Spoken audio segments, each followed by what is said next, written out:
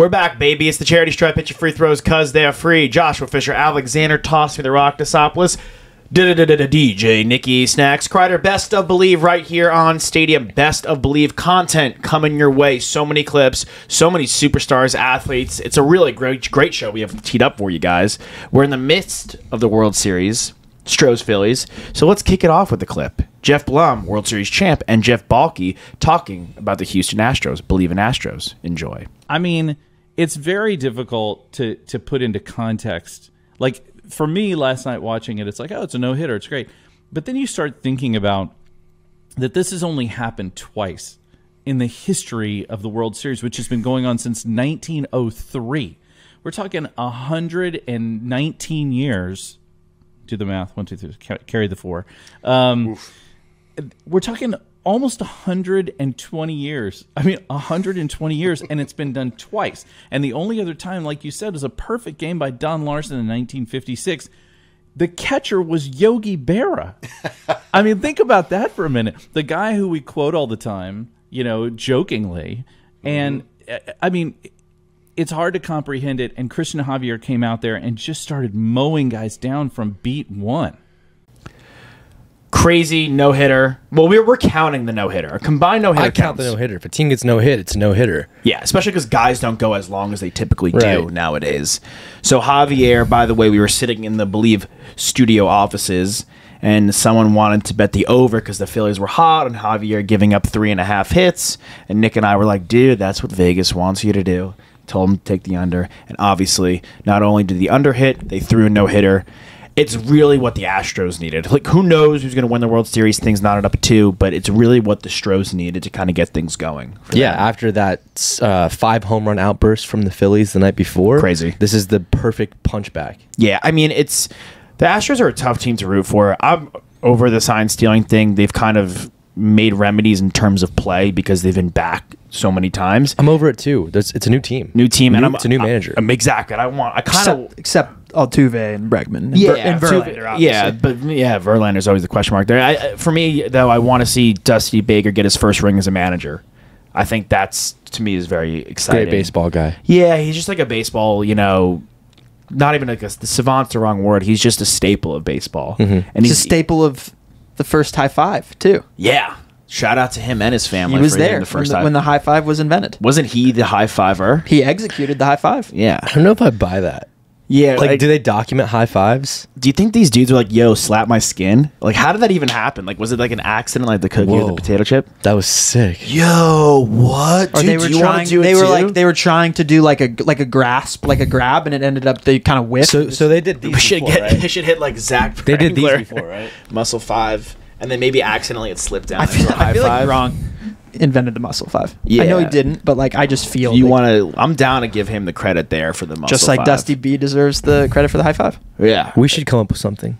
We should, dude. Like maybe one of these. Okay.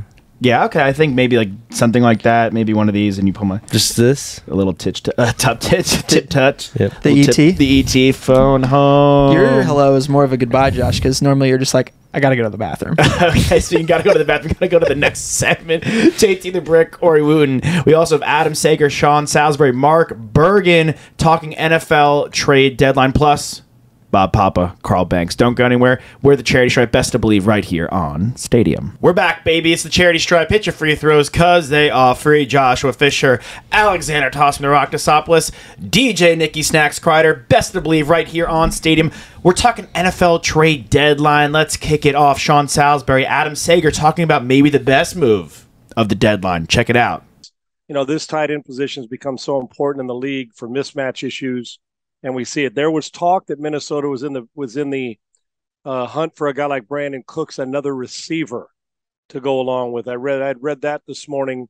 Possible receiver. Well, they get a receiving tight end and a guy who can play in T.J. Hawkinson, and a guy who can put his hand on the dirt and you can move him around. I think this is a good get. You could tell you the Vikings are offensively they're going after it. They're trying to create a situation because they are the best team in the North. And this just gives a crutch and a person to lean on for Cousins, and it makes the perimeter players better. Was this the best move of the deadline?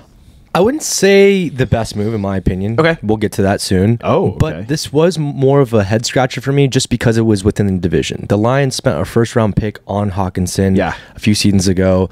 He's played great. Obviously, he has not come to the level of a tight end like Travis Kelce has or Mark Andrews, but give that time. You know, maybe he gets a better quarterback, a better system.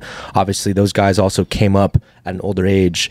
Kelce started really getting production done at an older age with Patrick Mahomes, but it's a head scratch on the Lions' part. I love it for the Vikings. It's a great opportunity for him to get a change of scenery and potentially become a top 10 or top tier tight end. Okay. Alex? I think, to me, they didn't give up too much. They gave up a decent amount, but they didn't give up a first-round pick. He was, as you mentioned, Nick, a first-round pick. He was the 8th overall pick in his draft class. Yeah. This team, the Vikings... Still has a year of control next year. Exactly. This team, the Vikings, top of their division. No one's really even close to them. Lost Irv Smith, too. Irv Smith went down. New head coach. A team that has absolutely not played up to the talent of their personnel in the previous seasons. I think every single year for the last 2 years, one of us has been like, Vikings are my sneaky dark horse in the NFC, and it's never happened. And now they're at the top of the pack. And they don't have on top of the pack. They have no nice. They have no wiggle room to mess around here. They need to compete now. They need to be seize the moment. A top 2 seed in the NFC, and Hawkinson helps them with that. Pass game, which you brought up, but also the run game, which is vitally important. And the blocking, yeah. I think my biggest issue, before we get to the next bit, and that Nick alluded to, I think the Lions kind of got fleeced. They got a second dish for the upcoming draft and the third the following, but also gave 2 fourths. Right. I thought that was the biggest head scratcher, giving up 2 fourths and Hawkinson for a second and a third, not in the same consecutive draft. I didn't really love that deal and for the Lions. Division, like Nick said. It was a bad move on Detroit's part and almost borderline desperate. Yeah, he's going to terrorize the Lions. Yeah, let's look at another move that I kind of felt was a head scratcher in my opinion. Check it out, JT the Brick talking with Corey Wooten. Hats off to the Dolphins. I think that was a great pickup for them. They kind of need pass rushers right now. Their offense is dynamic. When Tua's in there with the wide receiver tandem that they have, but they need pass rushers. So I think they did a good job getting him. And like I said, I would have liked the Bears to get Bradley Chubb just because it's hard to find great pass rushers in this league. Now, this was your favorite move? This is my favorite move. Okay. Bradley Chubb is, I think, 3rd in pressures this season behind Parsons and Myles Garrett. That's when you have an opportunity to add a top tier pass rusher to your defense. That's already a pretty good defense. That is a great move at the deadline. Head scratcher, of course, for the Broncos because they've got a great defense and they spent all this draft capital to go out and get Russell Wilson. So you really got to seize the moment now. But I mean, I love it for the Dolphins. What are they doing?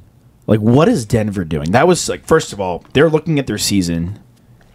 They've come to the decision, it seems, that they're not going to be able to afford Bradley Chubb, which is crazy. Or that they don't think that they can win. Like, that's what I'm saying. Like, they're conceding defeat 7 weeks into the season. Which is, talk about new head coach, new quarterback, a team that we've been ragging on the entire year, but very, very small window of an acclimation process.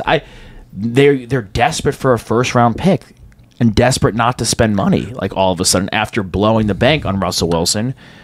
I mean, dude, this was so confusing. This was like to get a first-round pick, you trade your best defensive player by far. Maybe Patrick Surtain gives him a bit of a run for his money. This was like 2 a.m. at the bar frat move. Desperate. I love those those puzzle pieces that people put together where it's like the Dolphins or the Niners moved up to get Trey Lance for the Dolphins picks, and that ended up netting them Tyreek Hill, Jalen Waddle, and Bradley Chubb. I mean, they absolutely bamboozled the NFL. But who was the offensive coordinator in San Francisco when they traded up? Mike McDaniel. I mean, look. Little conspiracy theory here. Yeah, I love the Littlefinger. Mike McDaniel knew he was headed to Miami. He looks like a villain, dude. Yeah, he looks like a villain in in a kid's movie. Like if he was like the villain in Spy Kids 5. What number Spy Kids were you on? 17? 4. 3D, and then nothing ever happened after that. And now Junie Cortez. Wait, yeah, the boy Junie Cortez is now married to Megan Trainor. Did you know that? Really? What? Yeah. He's all about that bass. All about that bass. He's all about that bass. Speaking of another guy that's all about that bass, Mark Bergen, Bleav in Steelers, talking Chase Claypool. Now, if the Steelers season ended today, they would have the 4th, 36th, and 44th overall picks in the 2023 draft. So help's coming for the Steelers as well. Remember, during the Mike Tomlin era, he's in year 16. He's squaring dead in the eye his first losing season during his tenure at Pittsburgh. The highest draft pick the Steelers have had, number 10, when they took Devin Bush. And remember, they traded up to get Bush. So the Steelers haven't gone this high in the draft in a long, long time. And if the Steelers aren't going to make the playoffs, this is a very jaded perspective. And certainly you want to foster a winning culture. But Steelers fans should actually hope that the team loses on out if they're not going to make the playoffs, because then you get a better draft pick. This is a move I love for both teams. I think the Steelers have a bevy of wide receivers. The Bears clearly need one. They're buying the Justin Fields surgence. I mean, the favorite game. What's your favorite game to play with quarterbacks? Which quarterback from last year? The power ranking of the 2021 NFL draft. Hey, here's a Quarterback live style. look at Chase Claypool going from Kenny Pickett to Justin Fields. Yeah, I mean, it's like I haven't seen enough out of either of those guys. Obviously, Pickett's sample size is much smaller. Maybe this helps Fields. At least it's a move by the Bears in the right direction to get the kid some help. They've used one of the second-round picks they got in the Roquan Smith. They had an extra one to spare to get Chase Claypool, who obviously we've seen have major bright spots. Right. He's a superior talent. We just need to see him like do it on a consistent basis. He wasn't the clear-cut number 1 in Pittsburgh, but he immediately is the clear-cut number 1 in Chicago, in my opinion. Yeah, he's better than Darnell Mooney, who's more also service as a number 2. And they're very different styles of receivers, too. Yeah. The one thing I worry about the Steelers is they don't, like, Pickens is big-ish. He's nowhere near as big as Claypool is. No, Claypool's a body. And Deontay is not a big receiver. So they lose that clear, like, red zone target. I know Pickens can go up and get it. They'll just have to rely a lot on Freiermuth in the red zone going forward. Which is fine. They need offensive line help, is what I think. And both teams do. In the draft, that's what needs to be addressed. And now the Steelers are going to probably have 3 picks in the top 50 with acquiring the Bears' second rounder. Speaking of wide receivers, a team that made a move but then didn't make another move that we thought they would, New York Football Giants, Bob Papa, Carl Banks. Check this clip out. Let's talk about the trade that they did make. We have to talk about the Kadarius Toney trade. Yeah, sure. Because we said last week, people were like, "Oh, they should redo the pod and react to the Toney trade." What's there to react to? It was a draft pick that failed within the organization. It didn't work out. The guy was only in 12 of possible 24 games, and of those 12 games that he played, how many of them did he leave injured? And he had 2 catches for no yards.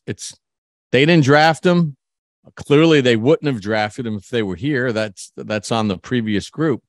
But there was not much else to say about it. What are you going to keep doing? Like, keep banging your head against the wall and hoping that the guy's healthy and that you can't plan when a guy's always hurt.